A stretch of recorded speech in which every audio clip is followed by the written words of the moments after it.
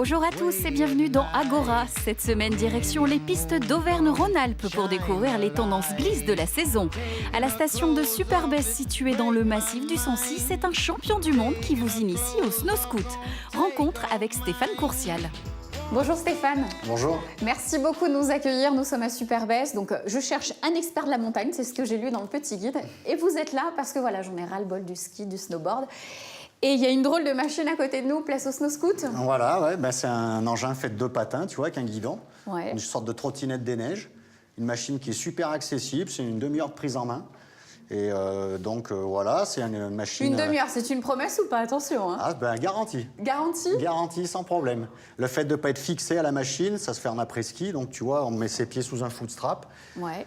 On est libre au niveau des pieds. Donc, en cas de chute, c'est comme un vélo. On peut se rééquilibrer en posant le pied de côté. Par contre, j'ai vu qu'il n'y avait pas de frein. Attention, il n'y a pas de frein. Hein. Comme toutes les glisses, on a des quarts, en fait, sous les patins. Donc, il suffit de se mettre en dérapage. Et on s'arrête comme un skieur ou un snowboarder. C'est exactement la même chose. Alors, il me semble que ce n'est pas une nouvelle discipline. C'est peut-être la dernière tendance sur les pistes en ce moment, mais ça ne vient pas d'hier. Alors, quand est-ce que le snow scoot a été créé? En fait, ça remonte à quand? Alors, le snow scoot, ça a été créé en 1991 par Franck Petou, un Français. Donc, c'est une invention française. Il faisait du BMX. Un jour, il habitait la montagne. Il s'est dit, tiens, mon snowboard, pourquoi je ne pourrais pas le couper 2 tiers, 1 tiers? Et puis essayer, puis faire ses premiers réglages, et puis se dire, tiens, il y a un truc intéressant à faire, pourquoi pas? Le sport est ouvert, la montagne, il y a plein de choses nouvelles. Il y a le duner, il y a des nouvelles glisses qui s'intègrent. Et ben, le snow scoot, de fil en aiguille, est devenu ultra performant. Et on a des machines très légères, avec un super look, un super design, et qui sont vraiment super faciles à emmener, quoi. Et des super champions. Je crois que vous êtes champion du monde de descente, donc c'était en 2008. Alors, quand est-ce que vous êtes venu à cette discipline? Quand est-ce que le snow scoot a remplacé peut-être les skis et le snow? Eh ben, moi, j'ai fait 2-3 fois du ski, en fait. C'était vraiment comme ça, parce que j'habitais pas très loin. Et puis un jour, j'ai vu un snow scoot sur un trottoir chez un loueur. Tiens, qu'est-ce que c'est? J'ai dit, tiens, sport à guidon, c'est une machine qu'il me faut, quoi. Faut que j'essaye ça. Et puis j'ai essayé, je suis parti tout seul un peu à l'aventure. Et puis je me suis dit que c'était génial, quoi, à utiliser, c'était facile d'accès, quoi. Et puis de se sentir libre, de ne pas être fixé sur cette machine, de le faire en après-ski, c'est ça qui est génial, quoi. Et puis c'est un sport à guidon, c'est de la glisse, mais avec un guidon dans les bras, quoi. Donc c'est ça, ces sensations-là de moto, de vélo, c'est un mélange de plein de choses, quoi. Au niveau professionnel, comment ça s'est construit? Parce que vous êtes champion du monde, donc ça veut dire qu'il y a vraiment une pratique professionnelle, ou du moins très sportive. Comment ça s'est organisé? Uniquement en France ou c'est aussi à l'international? C'est à l'international, bien sûr, mais c'est surtout les compétitions sont près. On a les Alpes, hein, forcément. Ouais. Et puis, vu que c'est une invention française, donc on a une grosse quantité de riders en France. Et sur la chaîne des Alpes, donc les Suisses, ça va jusqu'en Tchécoslovaquie. Et ça se démocratise de plus en plus. Au Japon, c'est vraiment l'effervescence du snow scoot, où là, tous les jeunes font du snow scoot. On a le Canada qui est en train de bien marcher aussi. Les Russes se mettent à en faire aussi. Nous, on a distribué des machines dans des pays un peu insolites, comme en Grèce, en Ouzbékistan. Voilà, des pays où on n'aurait jamais pensé vendre des snow scoots, quoi. Par contre, nous, on est aujourd'hui donc à Superbès, c'est votre fief. Alors pourquoi rester ici? Qu'est-ce qui vous plaît dans cette station? Et c'est surtout ici que vous défendez donc le snow scoot et que les gens peuvent venir tester, avis aux spectateurs. Qu'est-ce qu'elle a de plus, cette station? De plus, je ne sais pas s'il y a quelque chose de plus, mais en tout cas, c'est une station à taille humaine. Voilà, où on nous a accepté d'entrée de jeu avec nos nouvelles machines. Ouais. C'est vrai qu'on était un peu la bête noire de la station. Parce qu'on se pose la question, on a le droit d'en faire sur les pistes ou est-ce que c'est une piste particulière? Non, justement, ici, Massif Central, on a le droit à tout le domaine, toutes les remontées mécaniques, parce qu'on a réussi à prouver que la machine n'était pas du tout dangereuse. C'est comme toute les glisses, c'est le pilote qui est dangereux, c'est pas la machine en elle-même, quoi. Donc un snow scoot, c'est ultra directionnel, c'est facile. Donc on peut faire du slalom entre les skieurs, comme les skieurs le font eux-mêmes, hein, de toutes les façons. Donc c'est une machine qui est complètement acceptée sur la station de partout, quoi. Hein, bon. Pas de restriction. Alors la question, Stéphane, maintenant, c'est est-ce que la machine va m'accepter? On tente une initiation? Eh ben, on va tenter une initiation, bien sûr. Ouais, mais je m'inquiète pas de souci. Je peux le choisir ou pas? Je vais voir s'il y a un qui est léger. Comme on dit, t'inquiète pas de la couleur du vélo, pédale. Allez, c'est parti. On va regarder ça. Bon, alors, qu'est-ce qu'on peut avoir de... Lequel roule bien, là? Le vert. Kawasaki, ça te dit? Le vert, c'est l'espoir, il paraît. Ouais. Parfait. Allez. Le snow scoot se pratique de 7 à 77 ans. Pas besoin de matériel spécifique, une tenue de ski suffit. Quant au port du casque, il n'est pas obligatoire mais conseillé. Le temps de me préparer direction les Alpes où dans la famille des sports de glisse, je demande l'airboard. Ils n'ont pas froid aux yeux, ces élèves de l'école des sports de Voiron. C'est la première fois qu'ils font du airboard, un sport de glisse que l'on pratique couché sur une luge gonflable. Mais il ne leur faut pas longtemps pour se jeter tête la première dans la discipline. Vingtaine de minutes exactement, le temps de mettre un casque et de se familiariser avec quelques règles de sécurité. Si je descends et que je veux m'arrêter en mettant mes mains en avant, je peux me tordre les doigts ou les poignets. Alors que si je reste toujours les deux mains sur les poignets, je suis protégé. Ils apprennent également les mouvements de base, tourner et se retourner pour s'arrêter. Et c'est parti! Le airboard présente cet avantage par rapport à d'autres sports de glisse qu'il se maîtrise très rapidement. Petite initiation avec Florent de Bicky, moniteur et accompagnateur en montagne. Alors l'airboard donc, est un engin gonflable sur lequel donc, on évolue la tête en avant avec deux poignées de chaque côté qu'il est important de tenir à la descente. Et au revers de l'airboard, on a des carres plastiques. Et de la même façon que le ski, on va déplacer, faire un transfert de poids sur les carres, soit à gauche, soit à droite, pour faire nos virages, soit à gauche, soit à droite. Et donc c'est un engin avec lequel on peut faire de beaux virages. C'est très très maniable et surtout très ludique. Héritier du Skeleton, le airboard a été conçu pour s'emmener facilement dans un sac à dos. Après une ascension en raquette, le pratiquant gonfle son engin et peut dévaler la pente. Ici, les enfants tentent de passer entre des plots, seuls ou à deux. Ils ne tardent pas à mettre au point une technique infaillible pour prendre de la vitesse. Ma technique pour aller vite, c'est prendre de l'élan. De monter tout en haut et de courir à fond et après descendre avec l'airboard.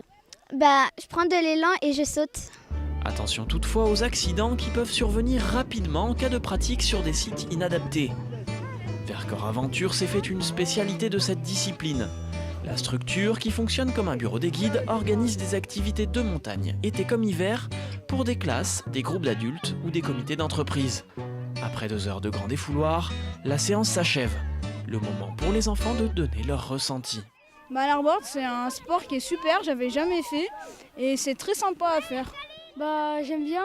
En fait, dès qu'on voit les personnes qui passent, on dirait que ça va doucement, mais quand on est dessus, ça va vite.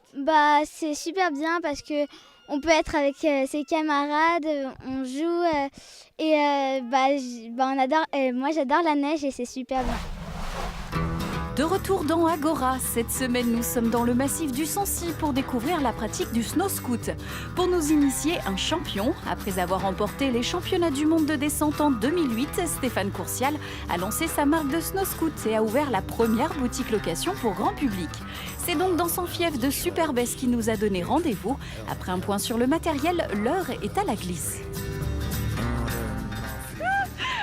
Oula, je crois que j'ai besoin d'une... Voilà, j'ai besoin quand même qu'on fasse un point sur les bases. Parce que c'est vrai que c'est simple, on prend vite la machine. Mais par contre, Stéphane, alors explique-moi. Moi, j'ai tendance à l'utiliser comme un vélo, mais il faut pas vraiment. Rappelle-moi les bases. Non, donc ça sert à rien de chercher à tourner le guidon. C'est quand même une surface plane contre la neige. Ça n'empêche pas d'aller tout droit. On va vraiment utiliser l'écart dans la neige et faire du carving, ce qu'on appelle. Ouais. C'est ça qui va te donner l'adhérence. Donc le guidon, ça sert à rien de chercher à le tourner. Mais instinctivement, tu vas quand même le tourner légèrement. Ouais. Ce qui va casser la ligne de quart et permettre de déclencher ton virage. Donc ça, tu peux le faire que légèrement, mais on ne cherche pas à mettre des grands coups de guidon, surtout en neige molle. Ça risque carrément de planter, d'enfourcher. Donc le but, c'est d'utiliser toute la ligne de quart des patins avec le guidon qui bouge quasiment pas. Donc le guidon va plutôt pousser et lever dans l'autre main pour vraiment chercher à se mettre sur la ligne de quart. Sachant qu'il faut un minimum de vitesse et de force centrifuge pour ne tenir sur la carte, parce que tenir sur une petite lame de 1 mm, si on n'a pas de vitesse, l'équilibre naturel, c'est très dur, quoi. Ouais, donc il faut oser se lancer un peu, quoi. Donc je te le confirme effectivement, c'est sportif, on s'éclate, on a de la glisse, mais ça semble quand même accessible, hein. Je crois qu'on peut prendre l'outil en main à partir d'une demi-heure, il me semble que tu nous as expliqué à la boutique.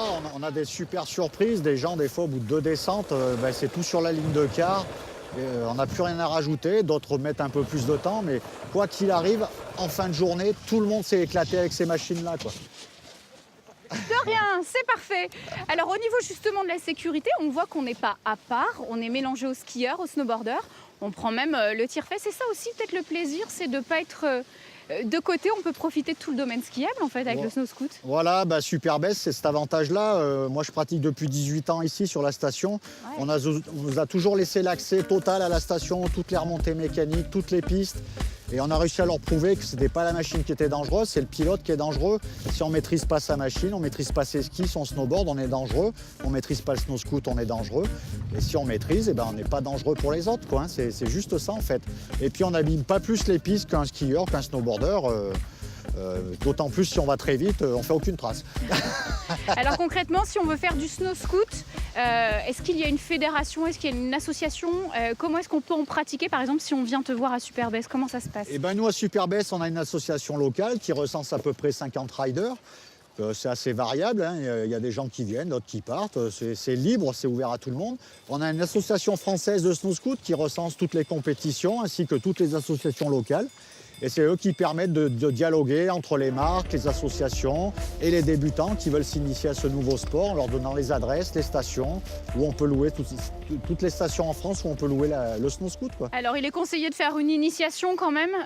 Toi tu la proposes gratuitement aux personnes, comme Raph qui en a son 3e coup et qui se débrouille super bien. Ça va Raph? Ça va. Super bien. Alors Stéphane, dernier point. Grâce au snow scoot, on peut faire de la glisse agréable, sympathique, touristique, tout ce que tu veux, mais surtout sportive. J'ai vu que les fous furieux, on avait aussi pour leur art, leur plaisir, le freeride. Alors bien sûr, on peut faire du freeride, du freestyle, on peut faire plein de choses avec le snow scoot, du freeride bien sûr, dans les couloirs, on peut faire des couloirs très engagés. En freestyle, on peut sauter, les meilleurs sautent sur des big air de 25 à 30 mètres, en faisant des backflips, des front flips, des superman, toutes les figures du BMX en fait, ou de la motocross, peuvent être réalisées en snow scoot, quoi. C'est ça qui est génial, quoi. Bon, allez, moi ça me fait rêver, je vois un lac, j'imagine un petit tremplin, ça va le faire. On y va, c'est prêt Raph? Allez, water jump. Go. La crème du snow scoot s'entraîne quotidiennement en Auvergne qui devrait accueillir en 2017 la prochaine Coupe du Monde. Pour débuter, sachez que la location du snow scoot coûte 20 € pour 4 heures. L'initiation de 30 minutes, elle, est offerte et il faudra débourser de 800 à 2500 € pour un matériel technique moyen à haut de gamme. Avis donc aux riders en manque de sensations.